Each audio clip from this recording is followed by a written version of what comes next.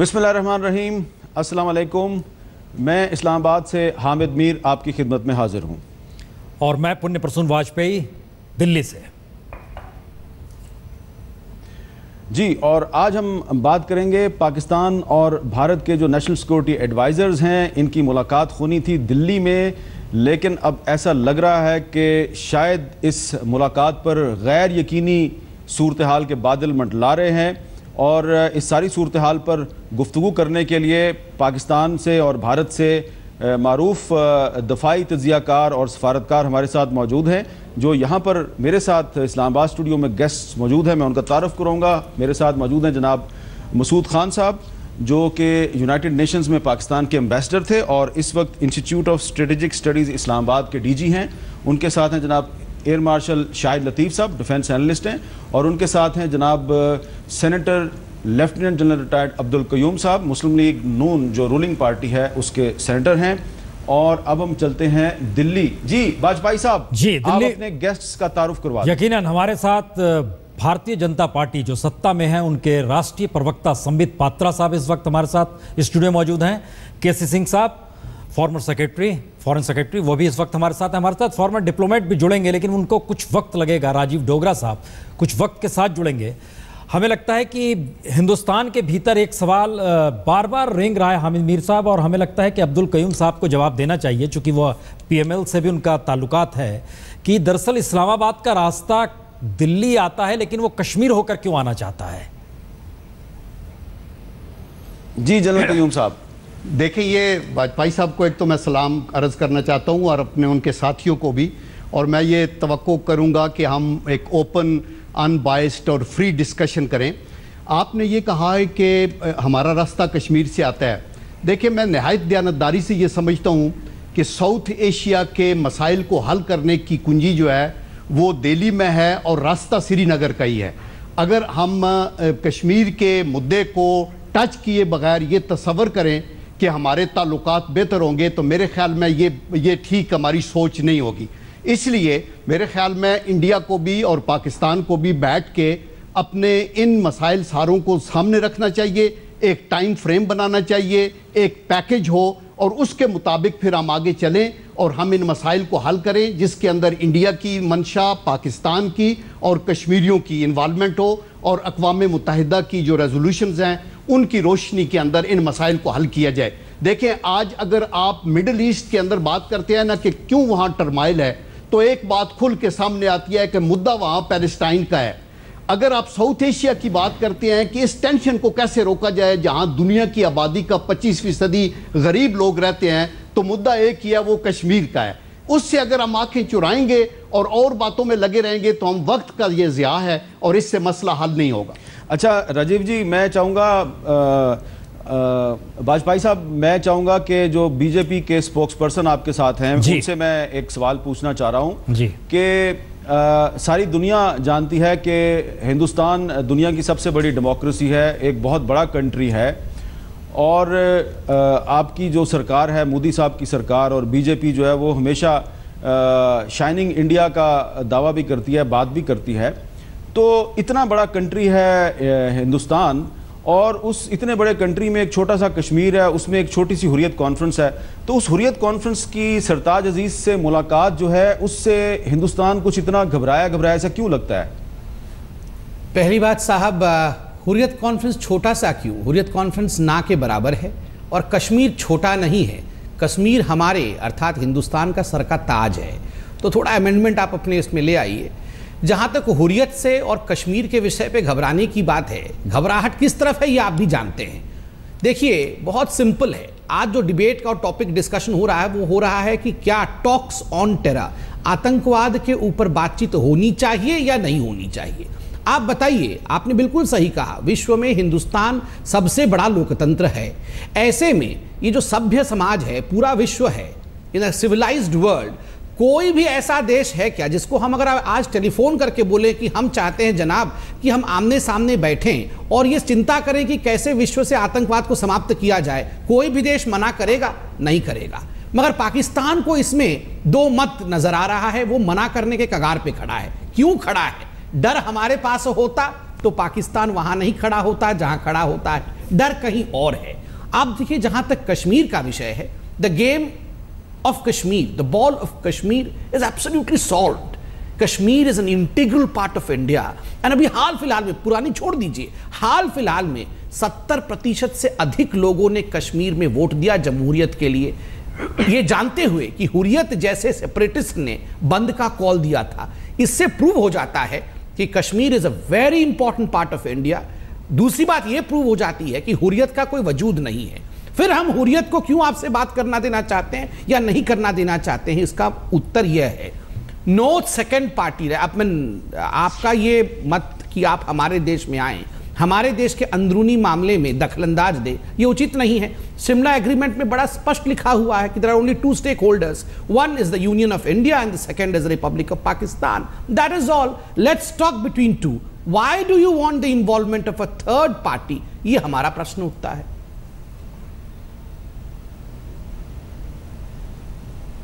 अच्छा, शाहिद लतीफ साहब वो कह रहे हैं कि हुर्रियत कॉन्फ्रेंस एक थर्ड पार्टी है और ये हमारा अंदरूनी मामला है और आप हुर्रियत कॉन्फ्रेंस के लीडरों के साथ मुलाकात ना करें, तो इस पे क्या कहेंगे आप?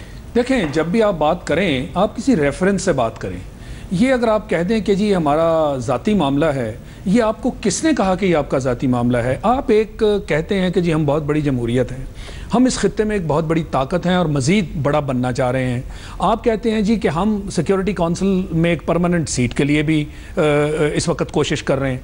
ये सिक्योरिटी काउंसिल जो है ये अक़वाम मुत्तहिदा ही का हिस्सा है ना, जिसकी आप परमानेंट सीट लेने जा रहे हैं। वो जो करारदाद वहाँ पे पास हुई, क्या वो कहती है कि कश्मीर जो है भारत का एक इंटेग्रल पार्ट है? यानी ये स्टेटमेंट देखिए कि कश्मीर भारत का एक इंटेग्रल पार्ट है।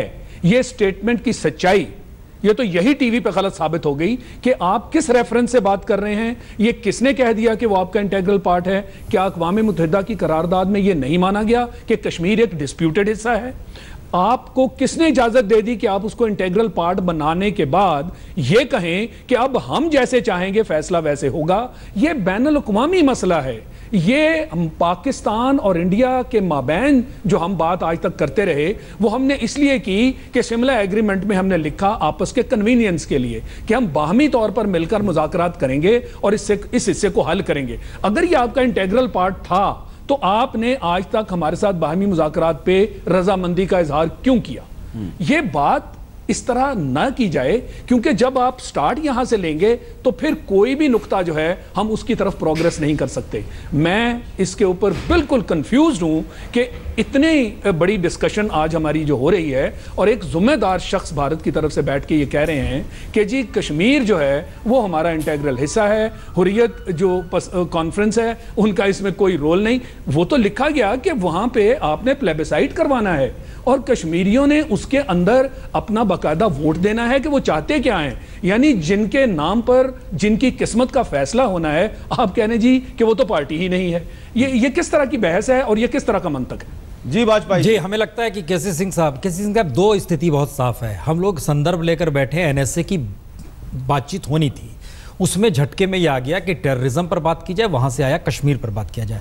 अब ये बताइए कि अगर पाकिस्तान कश्मीर को लेकर इस रूप में एग्रेसिव वे में आपके सामने खड़ा है, तो क्या भारत की सरकार इस बात को एहसास में नहीं ले पा रही थी? उफा से लेकर अभी तक के बीच में उसे ये समझ में नहीं आ रहा था? ये बात, इसमें दो बात है। एक तो कि क्या हमें पहले कदम लेने चाहिए थे, उसको मैं बाद में करूँगा। आतंकवाद या दहशतगर्दी जिसको ये कहते हैं और बातचीत, इनमें पुराना तालमेल है। ये कोई आज से नहीं चला। वाजपेयी साहब के साथ 2001 में जब हमारे पार्लियामेंट पे अटैक हुआ, उसके बाद दोबारा से बातचीत तब शुरू हुई जब प्रेसिडेंट मुशर्रफ ने पब्लिक में खड़े होकर पाकिस्तान में ये स्टेटमेंट दी कि मैं बिल्कुल अलाउ नहीं करूँगा, बिल्कुल इजाज़त नहीं देंगे कि कोई आतंकवादी पाकिस्तान के धरती से किसी देश के बारे में कुछ करे। बातचीत दोबारा शुरू हो गई। उसके बाद सरकार बदल गई। फिर उसके बाद यूपीए सरकार प्राइम मिनिस्टर मनमोहन सिंह की आ गई। 2006 में जब ट्रेन बॉम्बिंग्स हुई और मुंबई में इतने लोग कत्ल हुए, तो उससे फिर रुक गई बातचीत। उसको चलाने के लिए मैं उस टाइम क्यूबा में था, मैं एडिशनल सेक्रेटरी था। मुशर्रफ साहब की मनमोहन सिंह साहब के साथ बात हुई और एंटी टेरर मैकेनिज्म बना। वो किस लिए बना कि ये आतंकवाद को अगर नहीं रोकते तो आतंकवाद 2-3-4 साल के बाद फिर अड़चन बन जाता है। अब जितनी भी उसमें प्रोग्रेस करेंगे बातचीत में, उसमें उसको पीछे ले आता है खींच के। नहीं, तो हम इसको एक चीज और जोड़िए, वो सॉवरेनिटी को भी चैलेंज कर रहे हैं। नहीं, मैं एक मिनट उस पे आता हूं। इसलिए खतरा हमें लग रहा है कि तो मोदी सरकार, क्या होना चाहिए? मोदी सरकार ये कह रही है कि ये जो आतंकवाद और बातचीत, इनमें बार बार अड़चन आती है, इसको दोबारा दोहराने से कोई फायदा नहीं। फिर बातचीत शुरू कर लें और कहें आतंकवाद भी सोची जाएंगे, तब तक आतंक। फिर अफसोस की बात यह है कि ये जो एग्रीमेंट हुआ ऊफा का, इसमें थोड़ी वर्डिंग इसकी थोड़ी कमजोर है। उसमें यह समझाया नहीं गया कि हिंदुस्तान का क्या मतलब था कि ये बातचीत पहले होगी आतंकवाद पे, उस पे जब बातचीत सही होगी उसके बाद बाकी मुद्दे उठाएंगे। अब क्योंकि वो एग्रीमेंट में दोनों तरह आप इसको ले सकते हैं। पाकिस्तान कह रहा है नहीं, आपने उसमें कहा सारी मुद्दों पे बात करेंगे, तो आतंकवाद पे भी करेंगे, सारी मुद्दों पे भी करेंगे। अब झगड़ा इस बात का है, क्या उसी गेम को दोबारा शुरू कर लें या पाकिस्तान ये बात मान ले कि आतंकवाद को। चूंकि राजीव डोगरा जी भी आ चुके हैं, जो कि फॉर्मर डिप्लोमेट हैं, वो भी हमारे साथ जुड़ चुके हैं, लेकिन हमें लग रहा है कि मसूद खान साहब को इस बात का जवाब पहले दे देना चाहिए कि ये मैसेज कभी नहीं आया कि कश्मीर भारत का इंटीग्रल पार्ट नहीं है। जैसे ही आप ये सवाल खड़ा कर रहे हैं, तो मेरे ख्याल से भारत में कोई भी सरकार रही हो, किसी भी वक्त की सरकार रही हो, अगर ये मैसेज आप बातचीत के टेबल पर लेकर आते हैं तो बातचीत तो आगे कभी नहीं हो पाएगी। अच्छा, मसूद खान साहब इसका बिल्कुल जवाब देंगे, मसूद खान साहब। लेकिन वाजपेयी साहब, मैं आपको बता दूं कि जो पाकिस्तान का कॉन्स्टिट्यूशन है उसमें एक आर्टिकल है 257 जी, और उसके मुताबिक कश्मीर जो है वो एक डिस्प्यूटेड टेरिटरी है और वो भारत का इंटीग्रल पार्ट नहीं है। लेकिन यकीनन आप यही कहते हैं कि ये आपका इंटीग्रल पार्ट है। मैंने आपको पाकिस्तान की कॉन्स्टिट्यूशनल पोजीशन बताई है।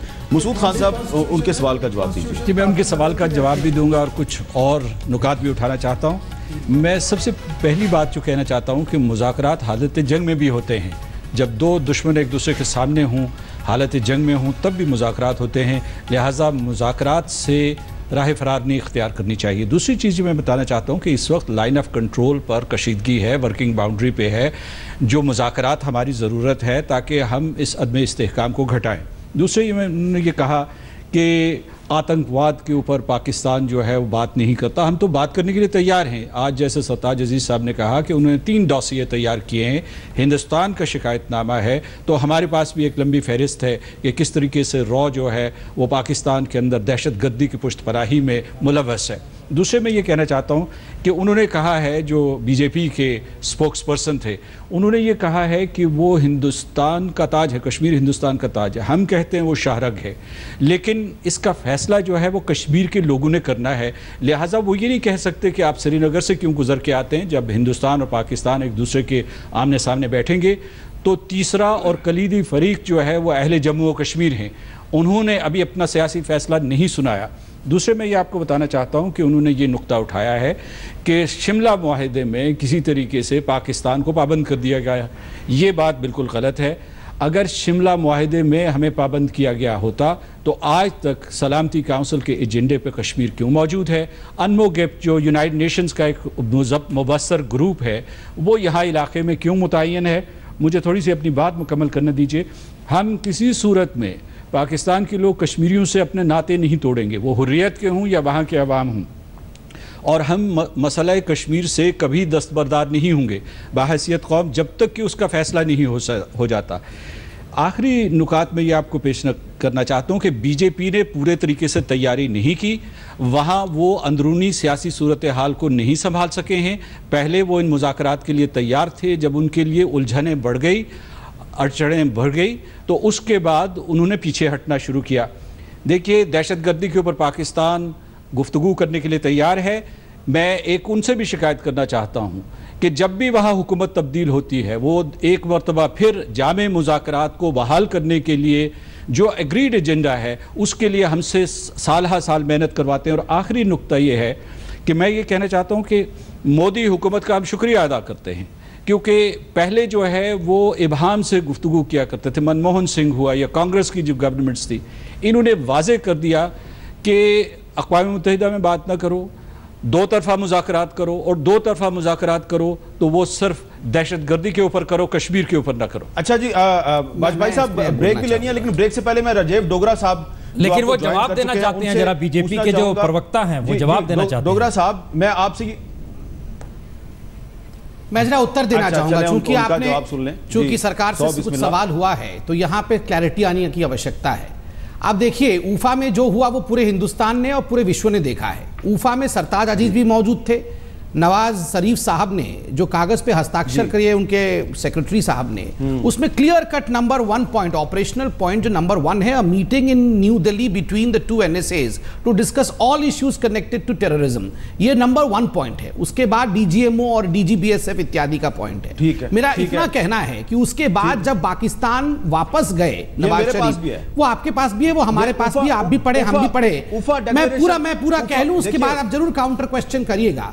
जब पाकिस्तान वापस गए नवाज शरीफ, सरताज अजीज, तो वही सरताज अजीज जो इस डिक्लेरेशन के साइन होने के समय, जो इस रेजोल्यूशन के साइन होने के समय वहां खड़े थे, वही जाके बिकॉज ऑफ डोमेस्टिक कंपल्शंस कुछ और बयान देते हैं, वो बयान से पलटते हैं। तो स्वाभाविक रूप से कंफ्यूजन कहां है, ये पूरा हिंदुस्तान और पूरा विश्व, पूरा पाकिस्तान भी देख रहा है। आपके यहां कंफ्यूजन इसलिए है क्योंकि no one knows who finally controls the authority, ठीक है, who finally is the controlling authority, क्या वो सेना है, वो ISI है या जमहूरियत है जिनको लोगों ने। और जहां तक कश्मीर का विषय है सर, जहां तक कश्मीर का विषय है, आपने 4-5 बार प्लेबिसाइट किया है, कश्मीर के लोगों ने 72% कश्मीर के लोगों ने वोट किया है, ये जानते हुए कि हुर्रियत और सेपरेटिस्ट ने कॉल दिया था, बॉयकॉट कॉल दिया था, उसके बाद आपके साथियों ने कॉल दिया था बॉयकॉट करने के लिए, उसके बावजूद भी 72% कश्मीरियों ने वोट किया।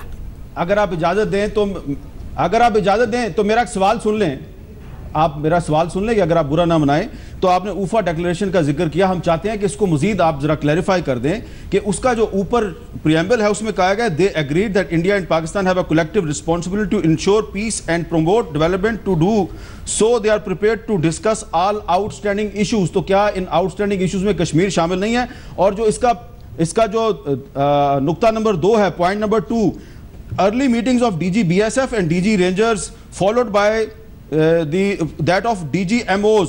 तो DGMOs और DG रेंजर्स और DGBSF ने अगर मिलना है आपस में तो LOC पे शेलिंग को डिस्कस करना है ना। तो LOC क्या है? Line of control. एक आपका कश्मीर है, इंडियन कंट्रोल कश्मीर है, एक पाकिस्तानी कंट्रोल कश्मीर है।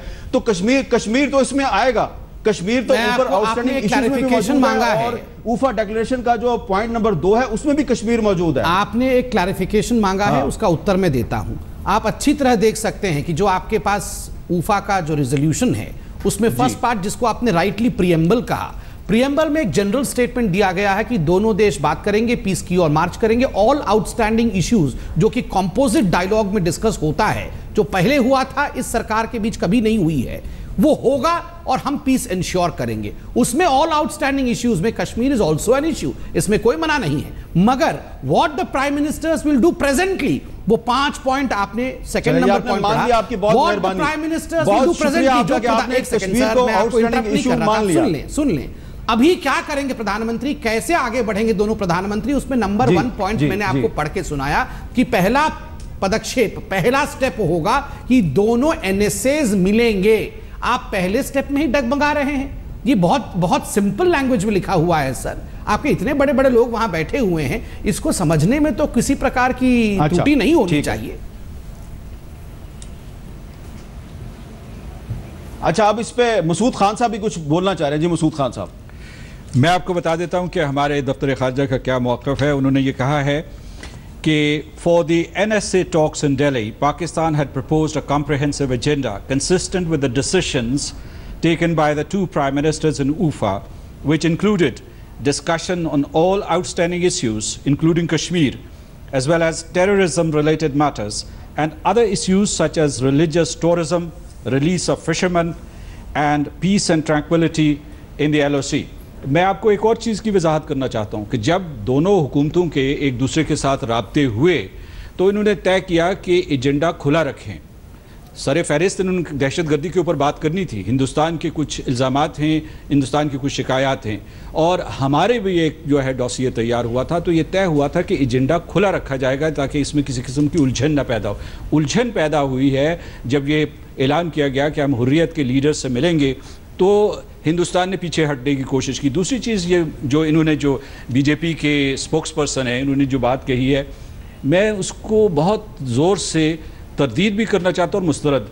ये वहाँ ये तासुर ये देने की कोशिश कर रहे हैं कि खुदा न खास्ता पाकिस्तान में सिविल और फौजी जो इदारे हैं उनमें किसी किस्म का बोध है या किसी किस्म का इख्तलाफ है। मैं समझता हूँ कि मसला कश्मीर के सिलसिले में, अमन और सलामती की जस्तजू के सिलसिले में, हिंदुस्तान के साथ मुज़ाकरात के सिलसिले में, दहशत गर्दी के मामलात में पूरी कौम मुत्तहिद है और उसमें फ़ौज और सिविलियन लीडरशिप जो है उन मुकम्मल तौर पर मुत्तफ़िक़ हैं एक दूसरे।